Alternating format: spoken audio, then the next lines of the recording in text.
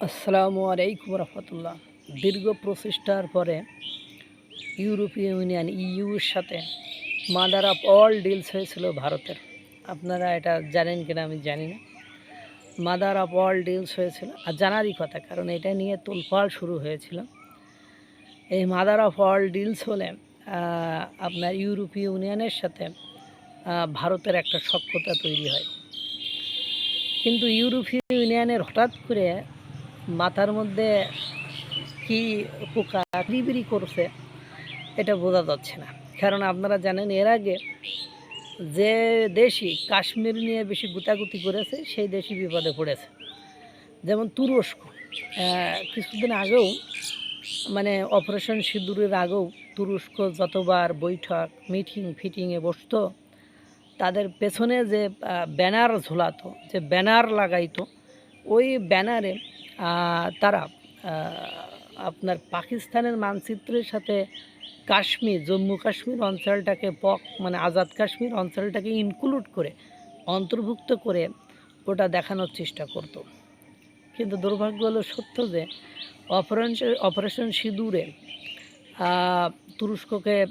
তুরস্কের অস্ত্রশস্ত্রকে ভূপাতিত করে, ড্রোনকে ভূপাতিত করে তুরস্কে খাদ্য ত্রুটির ভেতরে ফেলে, খাদ্যের ক্ষেত্রে একটা বাটে ফেলে, মানে তারা বারবার ভারতের সাথে ব্যবসা বাণিজ্য করতে চাইলেও তাদের সাথে ব্যবসা বাণিজ্য করেনি। তাদের ভারতের পর্যটকরা স্বপ্রণোদিতভাবে তুরস্ককে বয়কট করেছে, যাতে করে অর্থনৈতিক একটা বড় ফ্যাসাদ ঘাবলার ভেতরে পড়েছিল তুরস্ক নিরুপায় হয়ে, অনন্য উপায় হয়ে পরবর্তীতে আফগানিস্তান এবং পাকিস্তানের যুদ্ধ বন্ধ করার জন্য কাতারের সহযোগিতায় তুরস্ক আবার একটি মিটিংয়ে বসে। কিন্তু সেই মিটিংয়ে তুরস্ক জম্মু কাশ্মীর এবং আজাদ কাশ্মীরকে বাদ দিয়ে মানচিত্র পেছনে ঝুলিয়ে নিয়েছিল।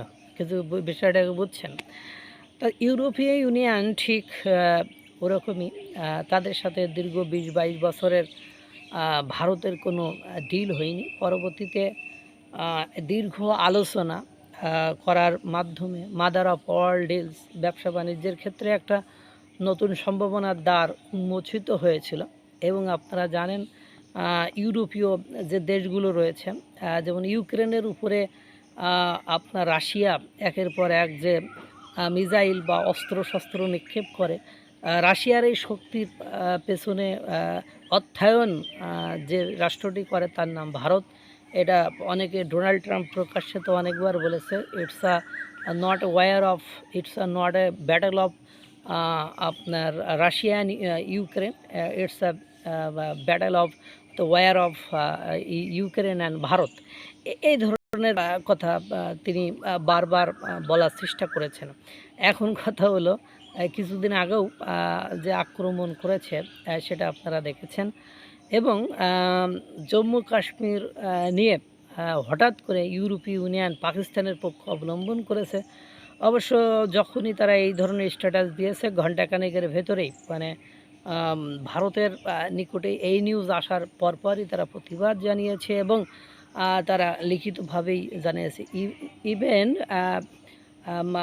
আপনার আন্তর্জাতিক যে মহল, জাতিসংঘ, জাতিপুঞ্জ বা আন্তর্জাতিক যে সম্প্রদায়গুলো রয়েছে যারা এই সীমান্ত ইস্যুতে কাজ করে, তারা পর্যন্ত এই জায়গায় এসে ব্যর্থ হয়ে ভারত এবং কাশ্মীরে বলছে যে দে ক্যান সেটেল ইট, ওরা ওই বিষয়ে আন্তর্জাতিক কোনো হস্তক্ষেপ বা আন্তর্জাতিক কোনো সমাধান বা আন্তর্জাতিক কোনো কিছুকে এই জায়গায় গুরুত্ব দেওয়া হবে না বা মেনে নেওয়া হবে না। ওরা যা পারে করুক, নিজেদের মধ্যে যা পারে করুক, এই ধরনের কথা সেখানে উঠেছে। এবং জম্মু কাশ্মীর ভারতের, তারা জম্মু কাশ্মীরের ক্ষেত্রে নরেন্দ্র মোদী যে অ্যাক্ট ছিল সেই অ্যাক্টটা বাতিল করার পরে অনেকে ভাবছিল এখানে হয়তো একটা যুদ্ধর সিচুয়েশন হবে, বা জম্মু কাশ্মীরের যেসব পাবলিক, জনগণ, তারা এটাকে মানবে না। এটা হওয়ার পরে G20 একটা সম্মেলন ঠিক কাশ্মীর অঞ্চলেই করেছিল এবং শান্তিপূর্ণ অবস্থায় কাশ্মীর অঞ্চলে সেই সম্মেলন শেষ করে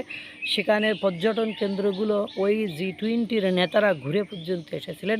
এরপরে আন্তর্জাতিক মহল, আন্তর্জাতিক সংস্থা, গ্রুপগুলো, দলগুলো G20, G8 ফেড যারাই আছে তারা জম্মু কাশ্মীরের ভারতের এগেনস্টে অবস্থান নেয় না। হঠাৎ করে ইউরোপীয় ইউনিয়নের মাথা নষ্ট হওয়ার একটা কারণ আছে, কারণ সেক্ষেত্রে এই মুহূর্তে আপনারা জানেন মার্কিন যুক্তরাষ্ট্র যেহেতু ন্যাটোর একটা লিঙ্ক আছে বা ইউরোপীয় ইউনিয়নের সাথে তাদের সম্পর্ক ভালো, তাদের প্রতিনিধি দল ভারতের সাথে চুক্তি করতে চায়।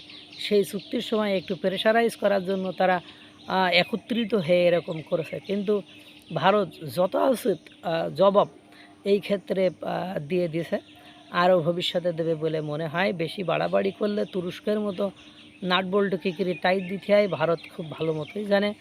অপেক্ষা করুন, দেখতে থাকুন। আল্লাহ তাআলা সকলকে ভালো রাখুক, সুস্থ রাখুক। আসসালামু আলাইকুম ওয়া রাহমাতুল্লাহ।